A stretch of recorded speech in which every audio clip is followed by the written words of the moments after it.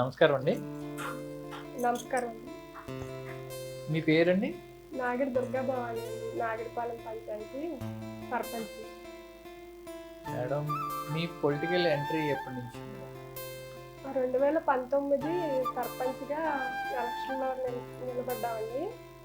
గ్రంథి శ్రీనివాసరావు ఆయన నిలబడిన మమ్మల్ని అంటే మా వారు 10 సంవత్సరాలు బట్టి ఆయనతోనే ఉంటారు. దాని మీద ఇంకా ఆయన అన్నారన్నమాట, మీరు వెళ్తే బాగుంటుంది, నిలబడమని.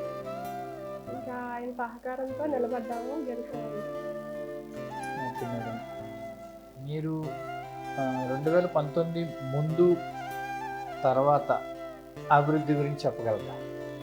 అంటే నాకు తెలిసి 2019 నుండే అభివృద్ధి బాగా జరిగిందండి మా ఊళ్ళో. అంటే ఎలా అంటారు?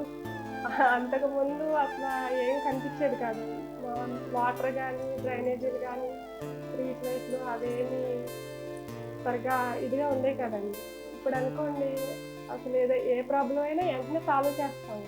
మన ఎమ్మెల్యే గారికి చెప్పడమే, ఆయన వెంటనే బాగా మాకు హెల్ప్ చేసి అక్కడ ఏ ప్రాబ్లం అయినా వెంటనే సాల్వ్ చేస్తారండి ఎమ్మెల్యే గారు. మేడం, మీ ఊరికి సంబంధించి ఏదైనా ట్యాప్లు కానీ, డ్రైనేజ్ కానీ, రోడ్స్ కానీ, స్ట్రీట్ లైట్స్ కానీ, స్కూలు, అలాగే రైతు భరోసా కేంద్రాలు అయినా, హాస్పిటల్స్ అయినా ఏమన్నా కొత్తగా ఈ 5 సంవత్సరాలు నిర్మించారా? కట్టామండి. మామూలుగా నాడు నేడు స్కూల్ కూడా కట్టామండి. అయినవి రైతు భరోసా కేంద్రం అయింది, సచివాలయం కూడా అయింది, రోడ్లు కూడా వేసామండి.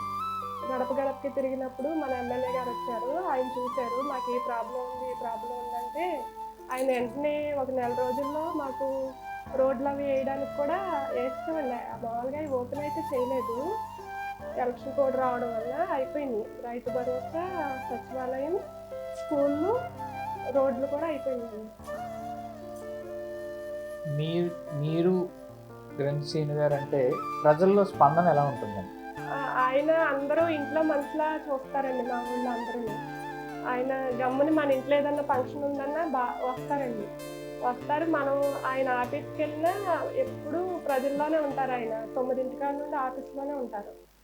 మా ఊరోళ్ళు ఎవరు వచ్చినా కలుస్తారండి ఆయన్ని. మన ఇంట్లో మనుషులా కూర్చుని మన మనసులో ఏముందో అవన్నీ చెప్పిన అన్ని శ్రద్ధగా విని మనకి ఏ ఇబ్బంది ఉన్నా ఆ ఇబ్బందిని దూరం చేస్తారు ఆయన. అంటే మీ ఊర్లో ఎవరికైనా ఏదైనా సమస్య వస్తే మీరు ఎప్పుడైనా గ్రంథి శ్రీనివాస్ గారి దగ్గరికి తీసుకెళ్ళామండి. అలాంటివి చాలా జరిగినాయండి. కరోనా టైంలో కూడా బెడ్లు లేకపోయినా, ఆక్సిజన్ అయినా అవన్నీ ఆయనకి ఫోన్ చేయడమే, వెంటనే మమ్మల్ని మట్టికి బాగా చూస్తారండి ఆయన. మా ఊరు ప్రజలను కూడా ఎవరికి ఏ హెల్ప్ అయినా వెళ్ళినా ఆయన దగ్గరికి మనల్ని ఆ ప్రాబ్లం సాల్వ్ చేస్తే పంపుతారు. మీరు సర్పంచ్గా ఉన్నారు. సర్పంచ్గా కాకుండా ఇంకా ఏదైనా ప్రజల్లో మమేకం అవడానికి ఏదైనా చేస్తున్నాను? అంటే మా వారు ఇంకా ఆ ఊళ్ళోనే ఉంటారండి. మేము మామూలుగా ఈయన 9 అయిన కాడ నుండి నైట్ 12, 1 గంట వరకు ఊళ్ళోనే ఉండి ఆ జనం ఎవరికి ఏ గొడవ వచ్చినా, ఎవరికి ఏ ఇబ్బంది అయినా అన్నీ చూస్తారండి ఇలా. ఓకే అండి.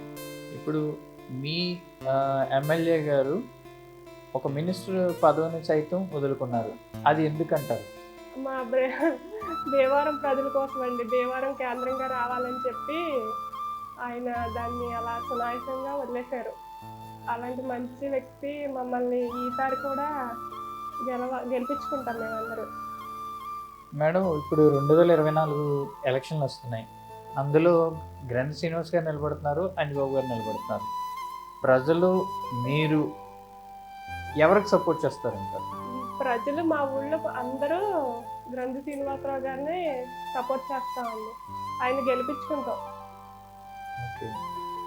మీ ఊర్లో ఓట్లు ఎన్ని ఉంటాయి మేడం? 2000 దాకా ఉంటాయండి. 2000. అందులో మీరిచ్చే మెజారిటీ గ్రంథి శ్రీను గారికి ఎంత ఉండొచ్చు? 300, 400, 500 మెజారిటీ. Thank you madam. నమస్తే అండి.